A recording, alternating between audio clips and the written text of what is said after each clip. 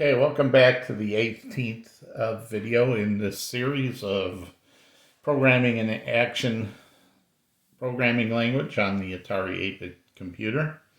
For tonight's video, we're going to do a video again based on a viewer comment on the last video. Viewer rscott commented on why I did a certain thing a certain way and wasn't there a better way. And I wanted to explain what he asked and what my answer was, and I thought that would make a good video. So tonight we're going to talk about something I have passed over up until now, and that is pointer variables on the action language.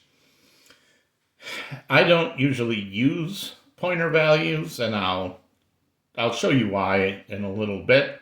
Most of the times you don't need to use pointers in action, or at least I don't. I've written some very complicated programs that did complicated things and never used pointers. However, for the example we're talking about tonight is actually a very good example of when we would want to use a pointer. So the basis is strip here tonight this is a stripped down version of the program I had in the last video, and all it does is it takes a string of characters and plots them directly to screen memory and in graphics 2. So here it starts with graphics 2 plus 16, which means graphics 2 without a text window. For tonight, I'm not displaying any memory addresses like the last video, so I don't need a text window at the bottom. This text will show the 4 colors of the letter A and the 4 colors of the color 4. This says for 1 to the text 0, and if you'll remember, text strings are byte arrays where the 0th or first element in that array is the length of the rest of the array. In this case, that value is 9 because there's 4 and 4 plus a space in between. And we're going to start screen memory. So we have this here is where the address in this memory address, this will hold. This memory address will hold a card variable that points to the address of screen memory, shadow address, video memory, screen, blah, blah. And we're using this card variable to hold that address as we iterate over the memory in the computer, or in the screen memory, from the 0th point in screen memory. So we're taking this number here and we're subtracting. We don't want to go on the screen from 1 to 9. We want on the screen, we want to go from 0 to 8. So that's what this -1 at the end is here for. And we're taking the character that's in the string. So this will say text 1, text 2, text 3. We're running it through our function that we wrote in the last video to convert a character into a graphics 2 internal character that we can plot right into memory. The understanding of this function's in the last video. Not going into that again here. So we get the internal value of the character we want to put in screen memory, and then we use a poke to poke it there. And rscott question was, poke, it's an action library routine. I've heard it's can be slow. And you notice that I don't use poke hardly ever. There's better ways to do it. And I've shown a lot of those. But his question, did I run this yet? I'm not sure if I ran this, but just a reminder what it does if I didn't do this yet. So his question was, couldn't I do something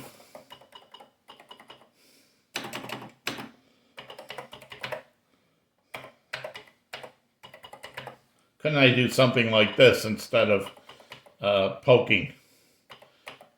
let me just table that for a second, because we have done something like that here, right? So this is CH base. It's a memory location. I'm setting that variable in the memory space at 2F4. It holds a byte, and it points to the high byte of the character address. So the default for this is E0. It's the high byte of where the character set is in ROM. Graphics 2 only uses half of that set at a time. So we have seen me do things like this,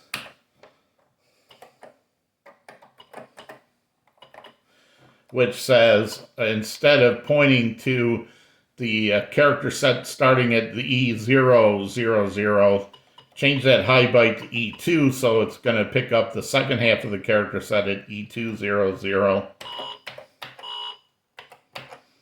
And that's the second half of the character set.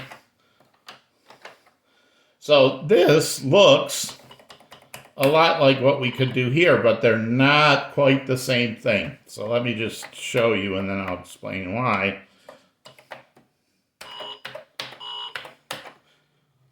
So, you know, well, let me, sorry.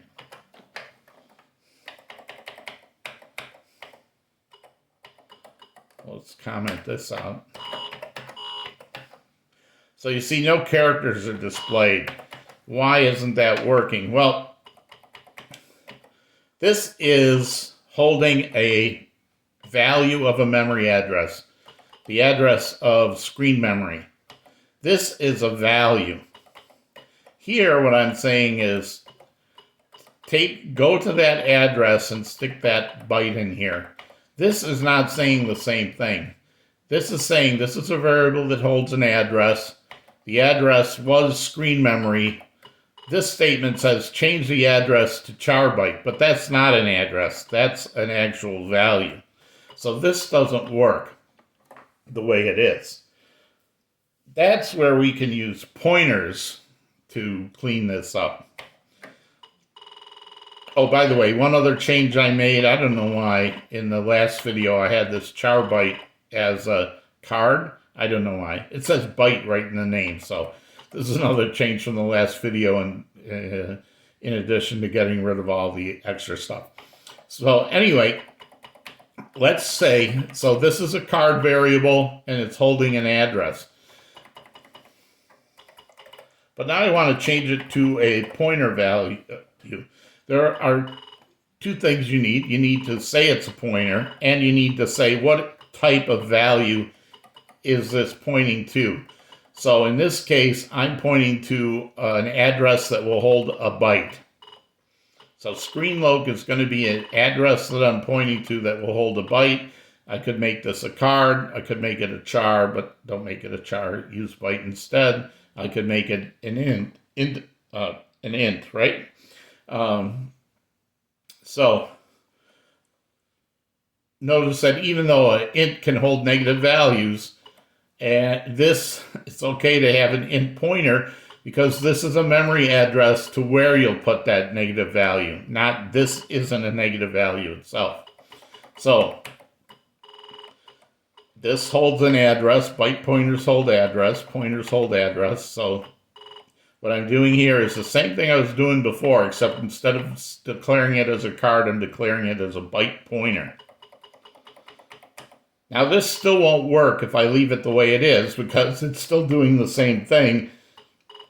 I'd just be saying, hey, the memory location that I'm pointing to for that byte is now this instead of screen memory. That's not what we want.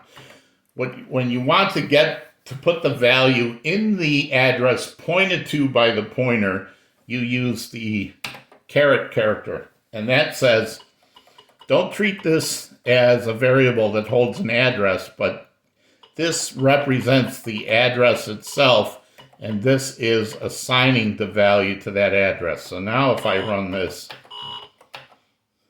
it works. So we only needed two changes to get rid of the poke here. First was to change this from a card to a byte pointer. And then it's here, instead of saying put that internal character value into this variable that's holding an address, it says put this character value into the memory location being held in this pointer variable. Now, why don't I use pointers a lot? Because there are times when, because of the way action is, where characters,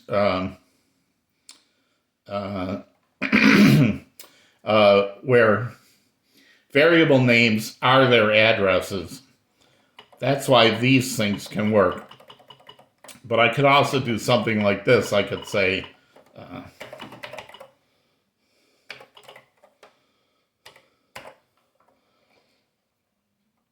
so this will be it'll be a pointer to a memory location that holds a byte that represents the high value of the address of the character set. And I could do this the way I did below and say, now here, in this case,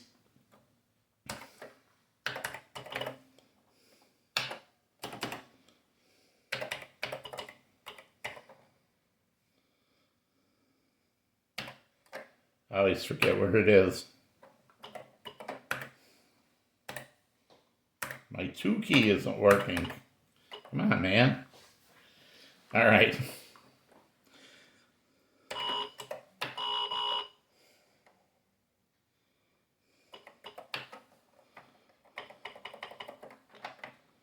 Yep.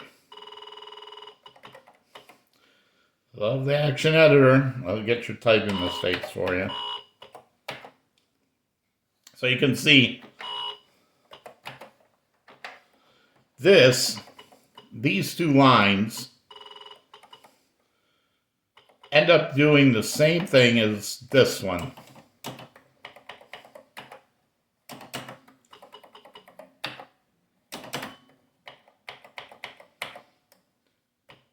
This says, hey, in this pointer, I want you to put the address. So in this case, I know what the address is. I could have just said,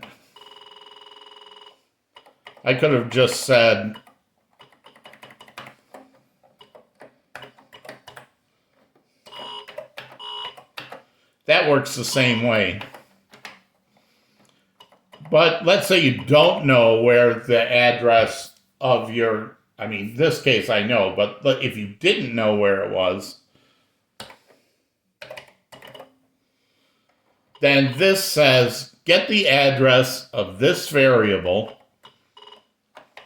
that holds a byte,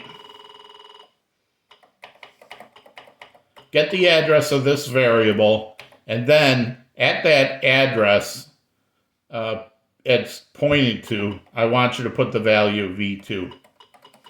But notice that this is essentially saying the same thing as this in a much shorter way. Because action refers to the names of variables as their address, then this says I'm putting this E2 into this memory location because I've set this memory location here. That's like doing this part, and then this is saying, okay, right, this says at the address, set this high, and then this says whatever that's pointing to, put that value in here. This says the same thing. The name of this is the first part that says this is the address of this, and the second part says, since I have the address, I can stick this right in there. So which of these is easier for you to read? I think this one's easier to read. And this one you can get away with most of the time. So because of this function of being able to say where you want your variables in memory to store. So you don't have to try to use this to figure out where they are. You know where they are. You can just reference them by name.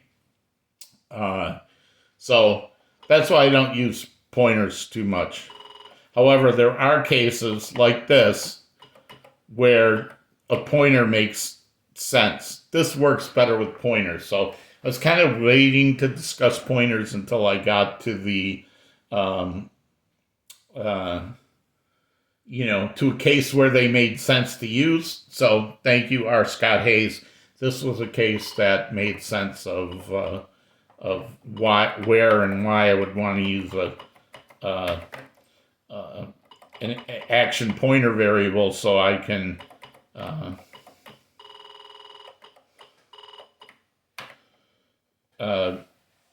get rid of that poke and avoid that action library routine. So, and notice I don't have to use this here because again, this is holding an address already. This is the value of an address here. So as long as you put the value of the address into the pointer variable, then you can, this is the same as a poke to say, if you know the address of this, go to the address of this and put this value in there. And that's introduction to pointers. I hope that makes sense. Maybe I'll think of a way to use card pointers later, but